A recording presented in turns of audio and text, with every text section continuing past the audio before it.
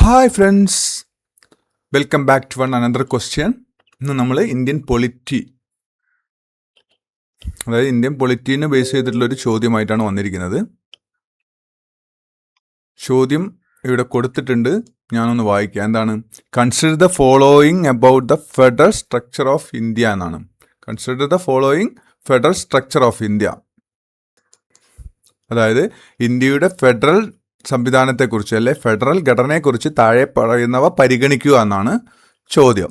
Okay, എന്താണ് അവിടെ options കൊടുത്തിരിക്കുന്നത്?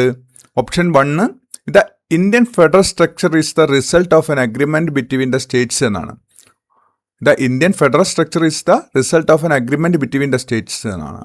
അതായത് ഇന്ത്യൻ ഫെഡറൽ ഘടന എന്ന് പറയുന്നത് എന്താണ്, അല്ലെ ഇന്ത്യൻ ഫെഡറൽ സംവിധാനം എന്ന് പറയുന്നത് സംസ്ഥാനങ്ങൾ തമ്മിലുള്ള ഒരു കരാറിൻ്റെ ഫലമാണെന്നാണ് സ്റ്റേറ്റ്മെൻറ്റ് 1 പറയുന്നത്. എന്നാൽ സ്റ്റേറ്റ്മെൻറ്റ് 2 എന്താണ് പറയുന്നത്? സ്റ്റേറ്റ്മെൻറ്റ് 2 പറയുന്നത് all states have the legitimate rights to secede from the federation by legislative means എന്നാണ്. അങ്ങനെ പറഞ്ഞാൽ എന്താണ്? എല്ലാ സംസ്ഥാനങ്ങൾക്കും നിയമനിർമ്മാണ മാർഗങ്ങളിലുള്ള ഫെഡറേഷനിൽ നിന്നും വേർപിരിയാൻ നിയമപരമായ അവകാശമുണ്ട് എന്നാണ് ഓപ്ഷൻ 2 എന്ന് പറയുന്നത്. ഇനി നമുക്ക് ഇവിടെ താഴെ, അതായത് ഈ ഓപ്ഷൻസ് പരിശോധിക്കണം, അതിൽ ഏതാണ് ശരിയെന്നാണ് ചോദിക്കുന്നത്. Options which of the above is are correct എന്നാണ് ചോദിക്കുന്നത്. താഴെ മുകളിൽ തന്നിരിക്കുന്ന രണ്ട് സ്റ്റേറ്റ്മെൻറ്റിൽ ഏതാണ് ശരിയെന്നാണ് ചോദിക്കുന്നത്.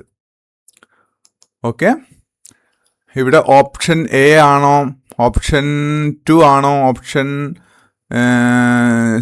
ഓപ്ഷൻ 3C ആണോ, അതായത് ഓപ്ഷൻ ഡി ആണോ ശരി എന്നാണ് ചോദിക്കുന്നത്. അതായത് ഓപ്ഷൻ എ ഒരു സ്റ്റേറ്റ്മെൻറ്റ് 1 മാത്രം ശരി, ഓപ്ഷൻ ബി സ്റ്റേറ്റ്മെൻറ്റ് 2 മാത്രം ശരി എന്ന് പറയുന്നു, ഓപ്ഷൻ സി എന്ന സ്റ്റേറ്റ്മെൻറ്റ് 1 and 2 ശരിയാന്ന് പറയുന്നു, ഓപ്ഷൻ ഡി നൺ, അതായത് none of the above are right എന്നാണ് പറയുന്നത്. അതായത് മുകളിൽ തന്നിരിക്കുന്ന രണ്ട് സ്റ്റേറ്റ്മെൻറ്റും ശരിയല്ല എന്നാണ് ഓപ്ഷൻ ഡി പറയുന്നത്. ഇനി ഫ്രണ്ട്സ്, നിങ്ങൾക്ക് മനസ്സിലായുള്ള ഒരു ഐഡിയയിൽ എന്താണ് ശരി എന്ന് താഴെ കമൻറ്റ് ചെയ്യൂ. ഇവിടെ ശരി ഉത്തരം എന്ന് പറയുന്നത് ഓപ്ഷൻ ഡി ആണ്. അതായത് none of the above are correct, അതായത് ബോത്ത് സ്റ്റേറ്റ്മെൻറ്റും എന്താണ്, ഇൻകറക്റ്റ് ആണ്. ഓക്കെ, എന്തുകൊണ്ടാണ് ഇൻകറക്റ്റ് ആവുന്നത്? The term federation has nowhere been used in the constitution എന്നാണ് പറയുന്നത്.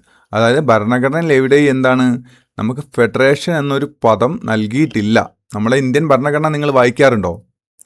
നിങ്ങൾ ഇന്ത്യൻ ഭരണഘടനയൊക്കെ എടുത്തൊന്ന് വായിക്കണം വല്ലപ്പോഴും കേട്ടോ. എന്തുകൊണ്ട് വായിക്കണം എന്ന് വെച്ചാൽ നമുക്ക് നമ്മുടെ രാജ്യത്തിനെ കുറിച്ചുള്ള ഒരു അവബോധം അത് നമ്മളിൽ ഉണ്ടാക്കിയെടുക്കും. നമ്മുടെ പൗരബോധം അത് വളർത്തും. നമുക്ക് ഈ പൗരബോധം ഒന്നും കൃത്യമായ രീതിയിൽ വളരാത്തത് കൊണ്ടാണ് നമ്മൾ മറ്റുള്ളവരുടെ അവകാശങ്ങളെക്കുറിച്ച് ബോധവാന്മാരല്ലാത്തത്.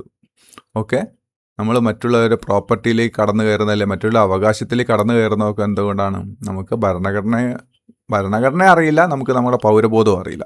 ഓക്കെ, അതുകൊണ്ട് ഇടയ്ക്ക് എന്ത് വേണം, കോൺസ്റ്റിറ്റ്യൂഷനൊക്കെ എടുത്തൊന്ന് വായിക്കാം. ഓക്കെ, നമുക്ക് തിരിച്ചു വരാം. അപ്പോൾ ഇവിടെ എന്തുകൊണ്ട് സ്റ്റേറ്റ്മെൻറ്റ് 1 ഇൻകറക്റ്റ് ആയി എന്ന് താഴെ കൊടുത്തിട്ടുണ്ട്. സ്റ്റേറ്റ്മെൻറ്റ് 1 ഈസ് ഇൻകറക്റ്റ് എന്നാണ്. Indian federation is not the result of an agreement by the states എന്നാണ്. അതായത് നമ്മളെ ഫെഡറേഷൻ എന്ന് പറയുന്നത് എന്താണ് നമ്മുടെ സ്റ്റേറ്റ്സിൻ്റെ എഗ്രിമെൻ്റ് ഫലമായിട്ട് ഉണ്ടായതല്ല. അതായത് സംസ്ഥാനങ്ങൾ തമ്മിലുള്ള ഒരു കരാറിൻ്റെ ഫലമല്ല നമ്മുടെ ഫെഡറേഷൻ എന്ന് പറയുന്നത്. ഓപ്ഷൻ 2, അതായത് സ്റ്റേറ്റ്മെൻറ്റ് 2 എന്തുകൊണ്ടാണ് ഇൻകറക്റ്റ് ആവുന്നത്?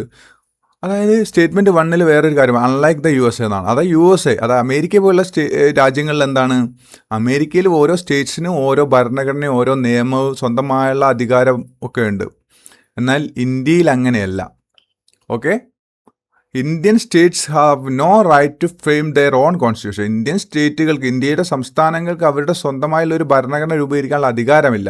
നമ്മളതൊരു കോസി ഫെഡറൽ സംവിധാനമാണ്. അതായത് സ്റ്റേറ്റ്സിന് അധികാരമുണ്ടോ എന്ന് ചോദിച്ചാൽ അധികാരമുണ്ട്, എന്നാൽ യൂണിയനുമായിട്ട് ബൈൻഡ് ആയിട്ടുള്ള ഒരു അധികാരം മാത്രമേ നമുക്കുള്ളൂ. അതായത് അതുകൊണ്ടാണ് നമുക്ക് ലിസ്റ്റുകൾ കണ്ടില്ലേ, 3 ലിസ്റ്റുകൾ, concurrent list, union list, state list അല്ലേ. കൺകറന്റ് ലിസ്റ്റിൽ യൂണിയനും സ്റ്റേറ്റ്സിനൂടെ നിയമം, അതായത് തീരുമാനങ്ങൾ എടുക്കാനുള്ള അധികാരമാണുള്ളത്.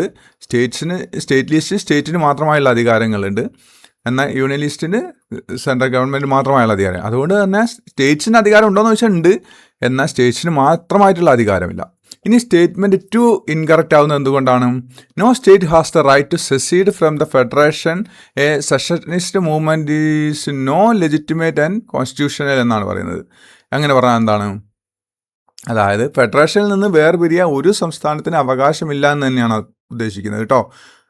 അതായത് ഫെഡറേഷനിൽ നിന്ന് വേർപിരിയാൻ ഒരു സ്റ്റേറ്റിനും അധികാരമില്ല. പിന്നെ നിങ്ങൾ അതായത് നമ്മുടെ സ്വാതന്ത്ര്യം ലഭിച്ച കാലം മുതൽ തന്നെ എന്താണ്, നാഗാലാൻഡ് പോലുള്ള ചില സ്റ്റേറ്റുകൾ ചില വിഘടനവാദപരമായിട്ടുള്ള പ്രസ്ഥാനങ്ങൾ ചില അവകാശങ്ങളൊക്കെ ഉന്നയിക്കാറുണ്ട്. എന്താണ് അവർ പറഞ്ഞിട്ടുള്ളത്? അവർക്ക് സ്വന്തമായിട്ടുള്ള എന്ത് വേണം, ഒരു രാഷ്ട്ര പദവി നൽകണം എന്നാണ്. അതായത് നാഗാലാൻഡിനെ കുറിച്ച് അറിയില്ലേ? നാഗാ ജനതയ്ക്ക് സ്വന്തമായിട്ട് സ്വതന്ത്ര പരമാധികാര രാജ്യം, അതിന് അവർ നൽകിയ പേര് നാഗ്ലിം എന്ന ലക്ഷ്യത്തോടെ പ്രവർത്തിക്കുന്ന ഒരു സംഘടന ഒക്കെ ഉണ്ട് അവർക്ക് നാഗാലാൻഡിന് അല്ലേ. നാഗാ ഗോത്രങ്ങൾ അധിവസിക്കുന്ന നാഗാലാൻഡും മണിപ്പൂർ, ആസാം, അരുണാചൽ പ്രദേശ് എന്നീ പ്രദേശങ്ങൾ പിന്നെ മ്യാൻമാറിലെ ചില ഭാഗങ്ങളും കൂട്ടിച്ചേർത്തിട്ട് ഒരു ഗ്രേറ്റർ നാഗാലാൻഡ് അഥവാ നാഗ്ലിം സ്റ്റേറ്റ് രൂപീകരിക്കണമെന്നൊരു അവകാശവാദം അവർ ഉന്നയിക്കാറുണ്ട്. അത് നമുക്ക് നൽകാൻ പറ്റുമോ? എന്തുകൊണ്ട് നൽകാൻ പറ്റില്ല? കാരണം എന്താ, നിയമപരമോ ഭരണഘടനാപരമോ അല്ല. അത് നമ്മുടെ കോൺസ്റ്റിറ്റ്യൂഷനുമായിട്ട് ഒത്തുനോക്കുമ്പോൾ അത് അവർ നിയമപരമല്ല, അത് ഭരണഘടനാപരമല്ല. അതുകൊണ്ട് തന്നെ നമുക്ക് എന്താണ്, അവരുടെ ആവശ്യങ്ങൾ അംഗീകരിച്ച് നൽകാൻ പറ്റില്ല. Okay,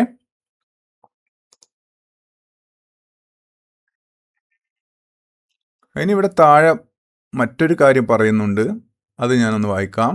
Indian Constitution has been variously described as federal in form by unitary in spirit. The union is indestructible and states have no right to secede എന്നാണ് പറയുന്നത്. അങ്ങനെ പറയുമ്പോൾ എന്താണ് ഉദ്ദേശിക്കുന്നത്? അതായത് ഇന്ത്യൻ ഭരണഘടന എന്താണ്, രൂപത്തിൽ ഫെഡറലാണ്, എന്നാൽ എന്താണ്, ആത്മാവിൽ ഏകീകൃതമാണ്. അതുകൊണ്ട് തന്നെയാണ് നമ്മൾ ഇതിനെ ഇന്ത്യ എന്ത് പറയുന്നത്, ക്വാസി ഫെഡറൽ സംവിധാനമാണെന്ന് പറയുന്നത്. ഓക്കെ.